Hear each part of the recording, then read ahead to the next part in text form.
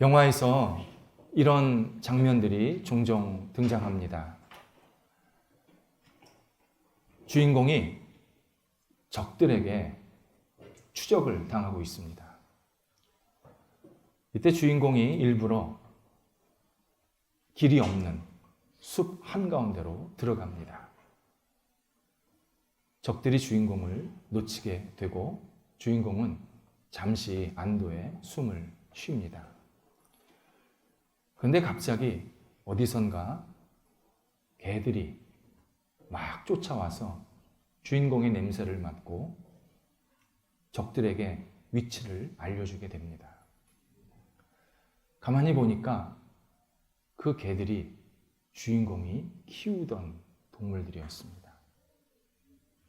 적들이 개들 가운데 한 마리를 사살하고 나니까 나머지 개들이 주인공을 공격하는, 적들의 앞잡이가 되어서 주인공을 곤란에 빠뜨리는 역할을 하게 됩니다.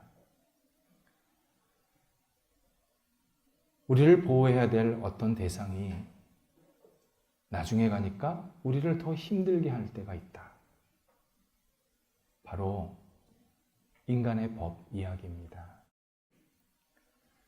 인간의 법은 사람을 보호하고 권익을 존중해 주는 것으로 분명히 정해졌는데 막상 시행을 하다 보면 그 사람을 한쪽으로 몰아넣고 괴롭힐 때가 참 많습니다. 목회를 하다 보면 어려운 분들을 종종 만납니다. 예전에 섬기던 교회에서 나이가 지긋한 부부가 교회를 처음 나오셨습니다. 자그마한 단칸방에서 어렵게 사시는 분이었습니다. 원래는 사업을 좀 크게 하시다가 잘못돼서 그만 모든 것을 다 잃어버리고 소위 말해서 산동네, 번지수도 제대로 없는 그 산동네 조그만 방으로 들어오신 겁니다. 너무 서럽더랍니다. 옛날에는 그렇게 많은 사람들이 자기를 쫓아다녔는데 마흔 하니까 아무도 쳐다보지도 않더라는 겁니다. 그래서 야, 우리가 이렇게 인생 마무리하지 말고 교회라도 좀 다녀보자 해서 적적한 마음에 교회를 나오셨습니다.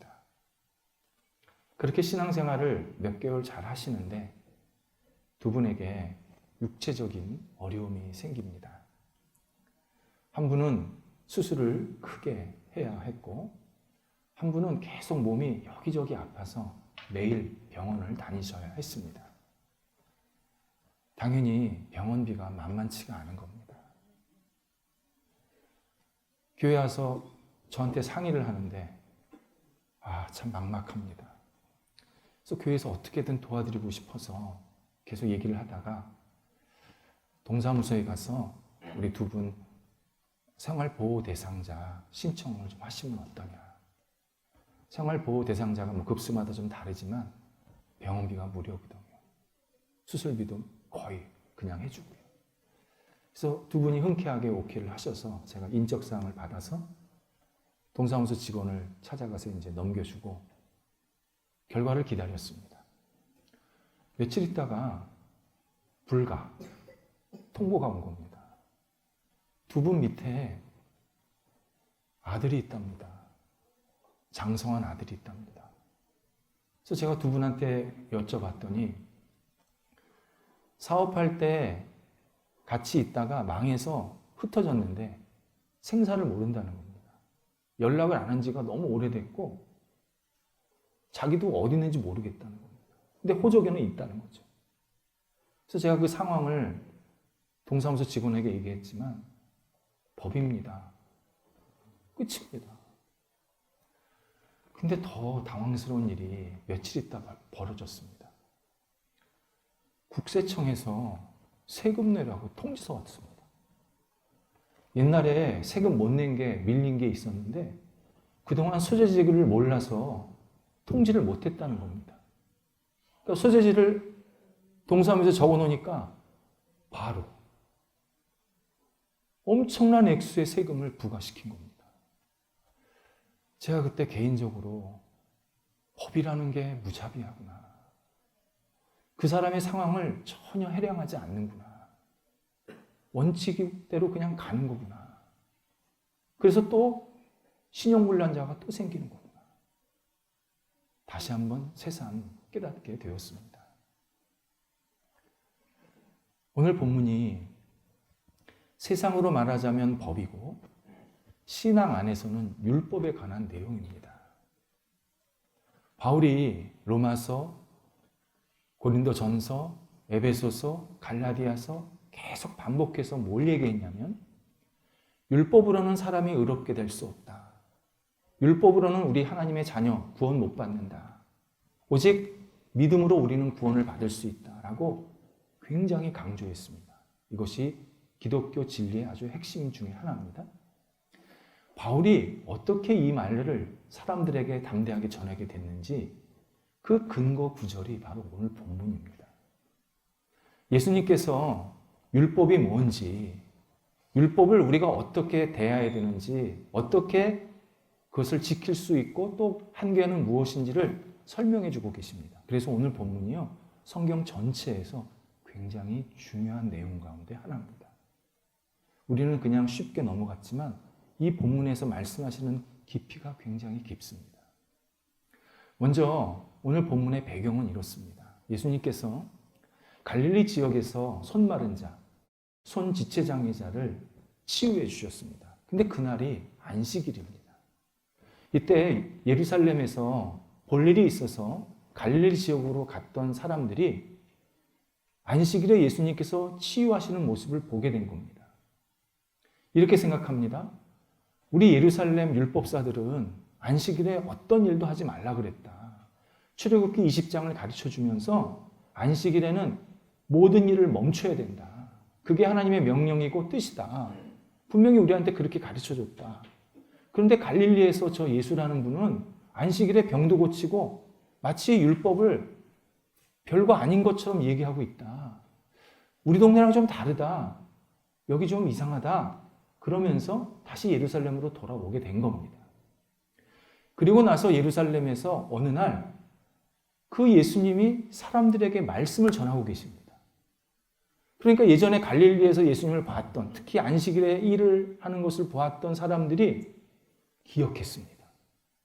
그리고 주변 사람들한테 뭐라고 얘기하냐면 저희 예수가 안식일에 일을 하더라. 분명히 율법사들은, 권위 있는 율법사들은 안식일에 일하지 말라고 얘기했는데 저희는 아무렇지도 않게 병도 고치고 어떤 행동을 해도 된다고 그렇게 가르치더라. 저희 좀 이상하다. 정상적인 가르침이 아니다. 많이 우리를 혼란스럽게 만든다. 이렇게 주변 사람들한테 얘기한 겁니다. 했더니 이 말이 흘러 지도자들한테도 들어가게 됐고 결국 일부 지도자들과 이 일부 사람들이 합쳐서 예수님을 강하게 배척하고 거부하는 상황이 생긴 겁니다. 이때 예수님께서 이제 말씀을 시작하십니다. 예수님은 오늘 먼저 너희들이 율법에 대해서 오해하고 있고 오류를 범하는 내용들이 있다. 이것을 먼저 전제해 주십니다. 19절에서 너희가 율법을 지켜야지 하면서 실제로 율법을 지키지 않는 게 너무 많다. 마음으로는 율법을 지켜야 돼. 율법은 중요하지. 율법대로 살아야 돼. 그렇게 생각을 하지만 실제로 너희 행동을 보면 율법 어기는 게 너무 많다.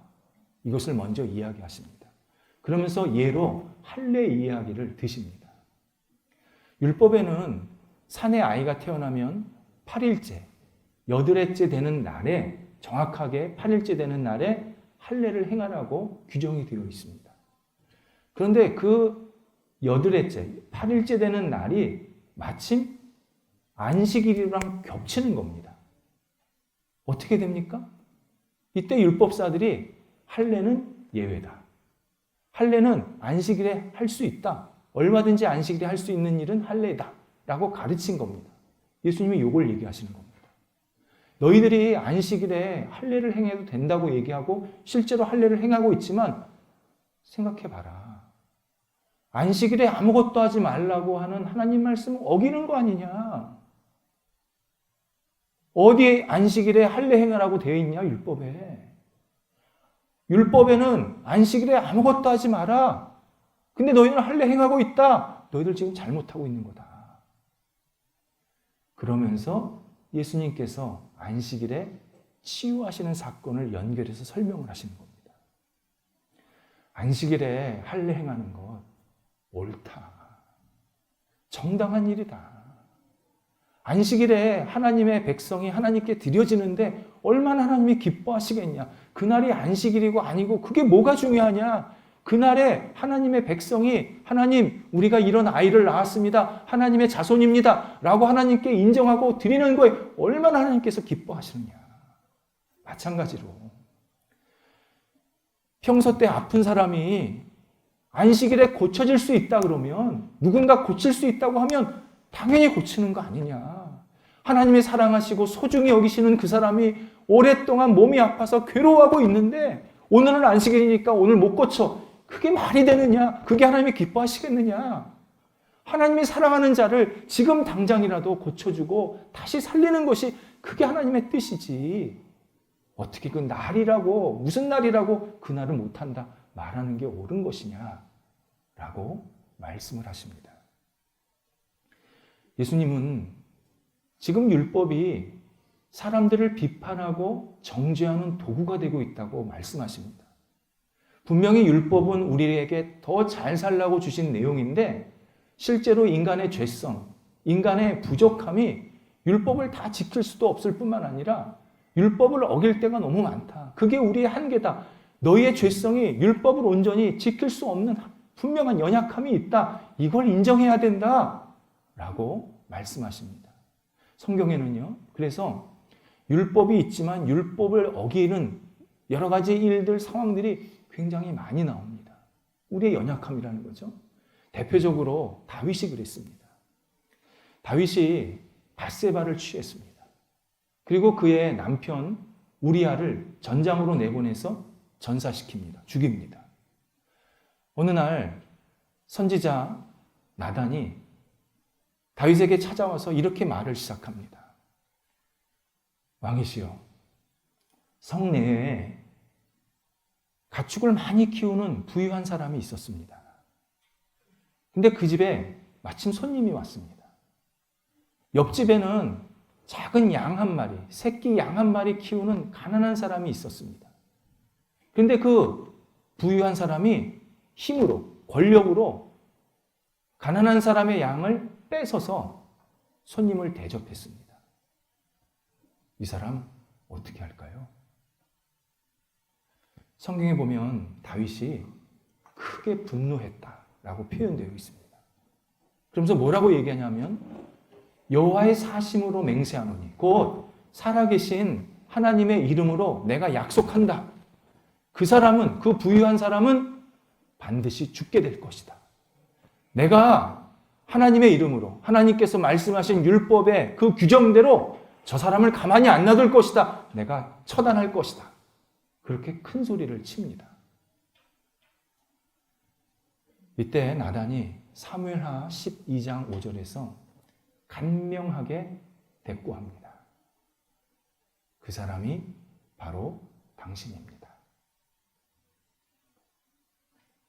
다윗은 자기가 율법을 어겨놓고 제대로 살지 못해놓고 남이 율법을 어긴 거에 대해서는 화를 내면서 막 다그치게 됐다는 겁니다. 예수님께서 바로 이 부분을 우리에게 말씀하십니다. 인간은 율법을 다 지킬 수가 없다. 너무나 연약하다. 우리의 죄성이 율법을 자꾸 밀어낼 때가 많다.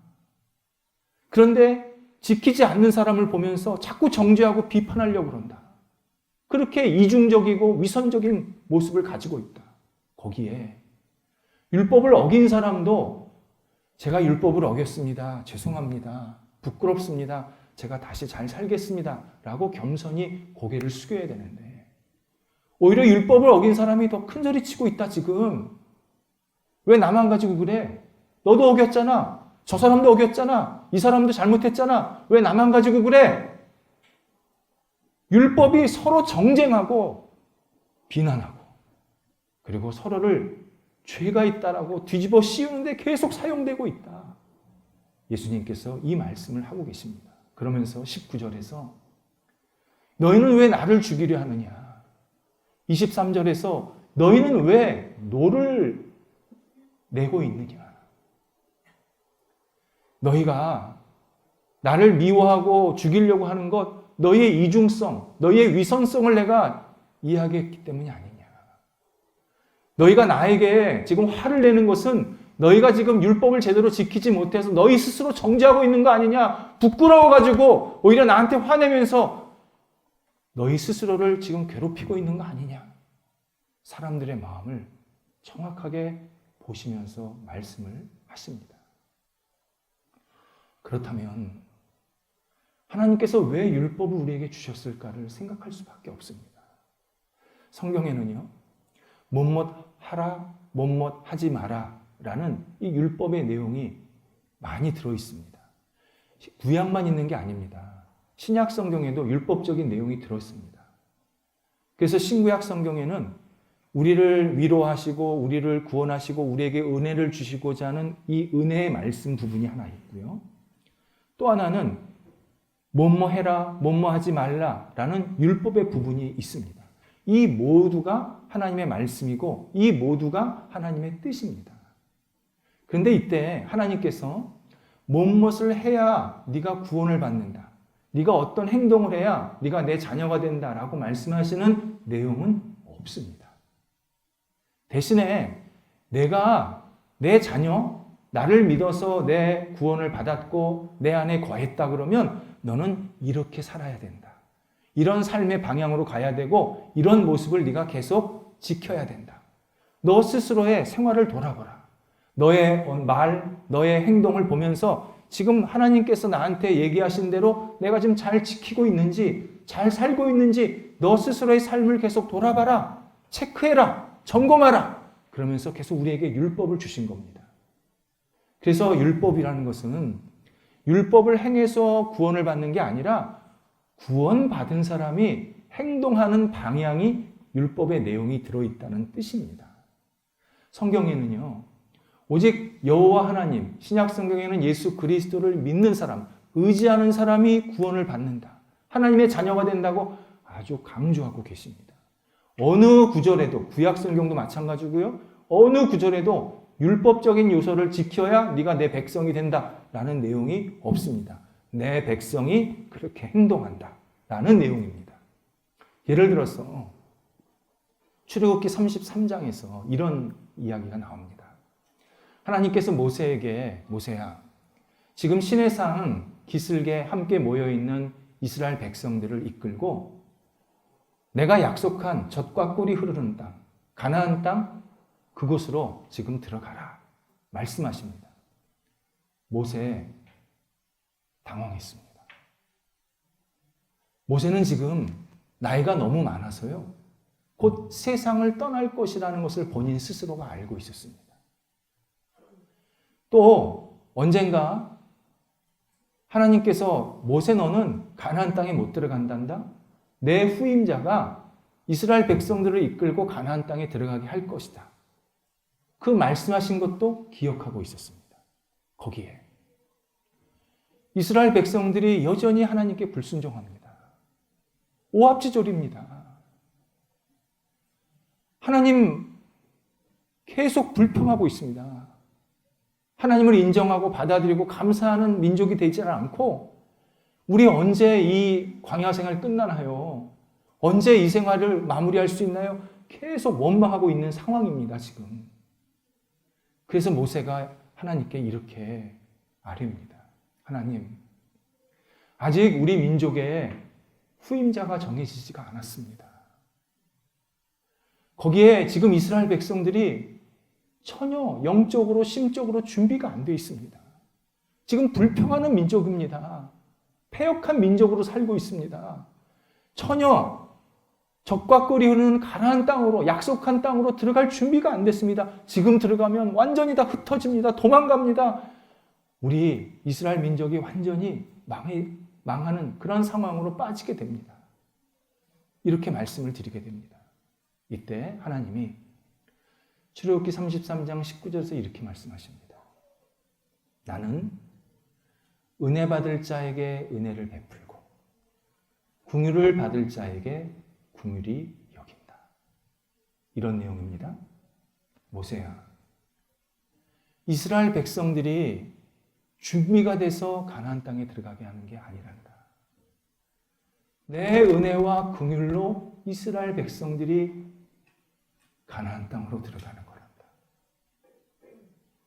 나는 이스라엘 백성들을 이끄는 여호와 하나님이란다. 내가 후임자 적당한 때 세울 거다. 그러니 너는 내 은혜와 긍휼을 믿고 나를 의지하고 지금 데리고 가라. 내 은혜만이 너희가 약속의 땅을 받게 한단다. 너희가 아무리 인간적으로 준비하고 노력해도 약속의 땅은 너희 것이 되지 못한단다. 분명하게 말씀을 하십니다. 예수님은 우리가 율법을 통해서 하나님의 자녀가 되는 것이 아니라 율법은 우리를 계속 무너뜨리고 내가 이렇게밖에 못 사는구나 한계를 느끼게 하지만 오직 예수 그리스도의 은혜가 너희를 살릴 것이다. 그러니 나를 의지해라. 말씀하고 계십니다. 그렇다면 우리가 하나 해결해야 될 것이 있습니다. 하나님의 자녀가요, 죄인이진 않지 않습니까? 하나님의 자녀가 의로워야죠. 거룩해야죠. 하나님이 거룩한데 우리도 거룩해야죠. 근데 우리는 부끄럽잖아요. 잘못하는 게 너무 많잖아요. 이걸 해결해 주셔야 되잖아요. 그 해결 방법이 구약에도 나오고 신약에도 나옵니다. 구약에서는 희생제사입니다. 희생제사는요, 율법이 아닙니다. 우리의 죄악을 맑게 씻기시겠다라는 은혜의 말씀입니다. 여러분, 이걸 잘 우리가 분별해야 합니다. 우리 구약 성경 읽으신 분들은 알겠지만 레위기, 여러분 레위기 되게 어렵잖아요. 레위기가 율법일까요? 아니요. 레위기는 은혜의 말씀입니다. 레위기를 묵상하면 놀라운 은혜의 내용들이 막 쏟아냅니다. 하나님께서. 그걸 율법으로 읽으니까 막 따분한 겁니다. 희생제사는 두 가지 방법으로 일어납니다. 하나는 내가 율법을 어겨서 죄를 짓게 되면 그 사람이 깨끗한 염소 한 마리를 제사장에게 가져옵니다. 그럼 제사장이 그 사람에게 무슨 율법을 어겼습니까? 라고 물어보면 그 사람이 대답을 하면 제사장이 염소의 머리에 손을 얹고 그 사람의 죄를 전가시킵니다. 안수입니다. 안수. 여기서 안수가 나온 겁니다. 성경에서. 안수는 처음에 내 죄를 동물에게 전달시키는 방법이었습니다. 근데 이것이 나중에 이제 신약 성경 또 초대교회로 넘어가면 바뀝니다. 긍정적으로. 하나님의 복과 은혜가 하나님의 사랑 또는 목회자의 손을 통해서 다른 사람에게 전달되게 되는 겁니다. 그래서 안수는요, 굉장히 성경적 신앙생활 방법입니다. 부모가 자식에게 안수하는 거 성경적입니다. 배우자가 서로에게 안수해 주는 것 성경적입니다. 하나님의 사랑과 하나님의 약속, 하나님의 복을 내가 상대방한테 전달해 준다 라는 축복의 마음으로 안수하는 겁니다. 행동을 해야 합니다. 그렇게 안수가 끝나면 제사장의 염소를 사막 한가운데로 보냅니다. 그러면 염소는 길을 잃고 죽습니다. 당신의 죄가 잊힌 바 되었습니다. 사라졌습니다. 없어졌습니다. 라는 의미입니다. 또 하나 희생제사가 성막에서 희생 제물을 드리는 희생제사가 있습니다. 내가 율법을 어긴 사람이, 잘못한 사람이 성막, 천막으로 된 성전에 깨끗한 양을 한 마리 가지고 옵니다. 그럼 거기서 제사장이 그걸 받아서, 그때는 제사장이 죄를 묻지 않습니다.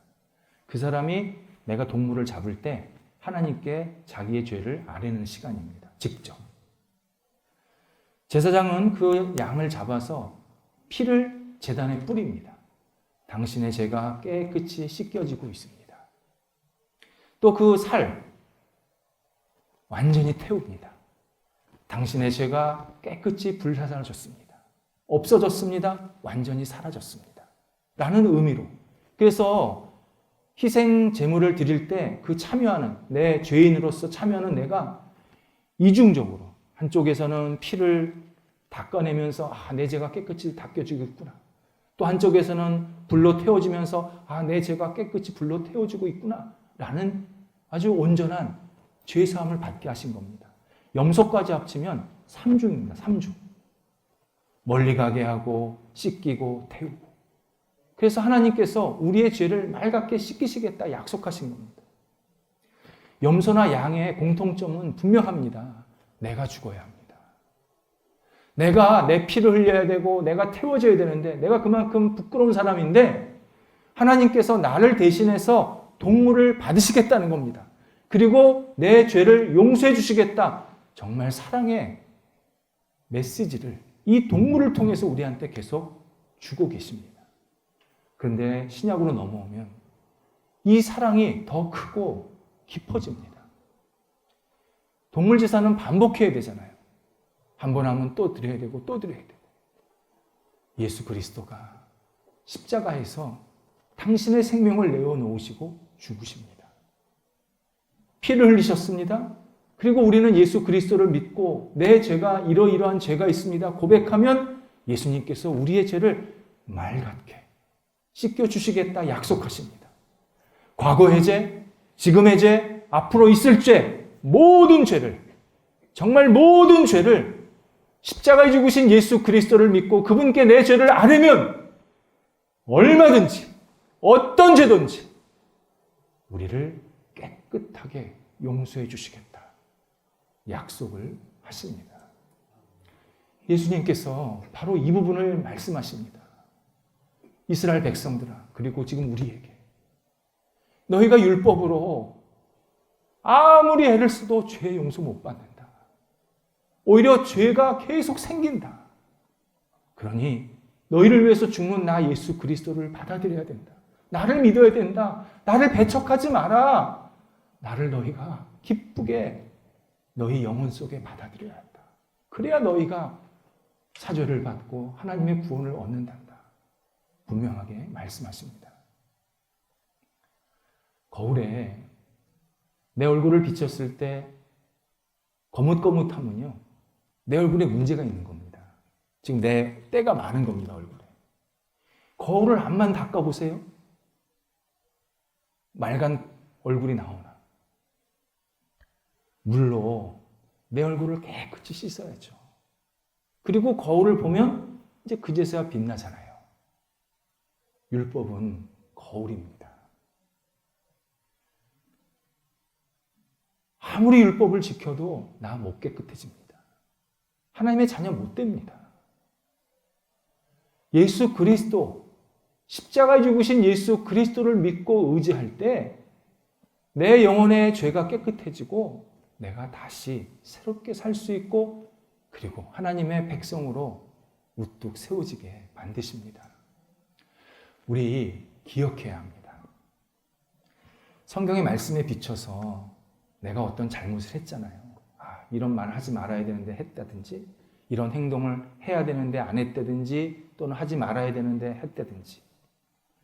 다양하게 우리는 부족한 부끄러움이 많이 나타납니다. 진짜 하루에도 수백 번 내가 말씀대로 제가 못 살았구나 오늘도 깨우치게 하십니다. 그때요, 내 행동을 바꿀 생각을 하지 마셔야 합니다. 내 영혼이 예수 그리스도를 먼저 봐야 합니다. 예수님, 제가 이렇게 부끄럽습니다. 저의 죄를 용서해 주세요. 제가 다시 예수님의 뜻에 맞게 살아갈 수 있도록 제 영혼이 주님의 은혜로 채워지게 해주세요. 라고 기도하며 하나님을 바라보면 그제서야 예수님께서 내 행동을 변화시키시는 기회를 주십니다. 여러분, 이거 굉장히 중요합니다. 어떤 잘못을 했을 때 잘못된 행동을 먼저 고칠 생각하지 말아야 합니다. 그거 율법적인 신앙생활 될 때 많습니다. 먼저 예수님께 내 부족함을 아뢰고 예수님의 용서를 구하고 예수님 저를 인도해 주세요라고 내 영혼을 맡기고 내 삶을 맡기면 그때 예수님께서 하나님이 기뻐하시는 모습대로 나를 계속 살 수 있도록 기회도 주시고 용기도 주시고 지혜도 허락해 주십니다. 기도하겠습니다. 하나님, 저희가 예수 그리스도를 더욱더 믿고 의지하는 하나님의 사람이 되게 하여 주옵소서. 겉으로의 행동, 율법적인 신앙생활에 매몰되지 않게 하여 주시옵시고 오직 우리의 주인이신 예수 그리스도만을 더욱더 의지하며 주님의 은혜와 긍휼을 힘입어서 이 땅을 하나님의 백성으로 살아갈 수 있도록 모든 여건들을 주장하여 주시옵소서. 길을 잃지 않게 하여 주시옵소서. 하나님이 기뻐하시는 모습대로 살아갈 수 있도록 저희 영혼에 영원토록 예수 그리스도가 은혜와 사랑의 주인 되어 주시옵소서. 예수님의 이름으로 기도드립니다. 아멘.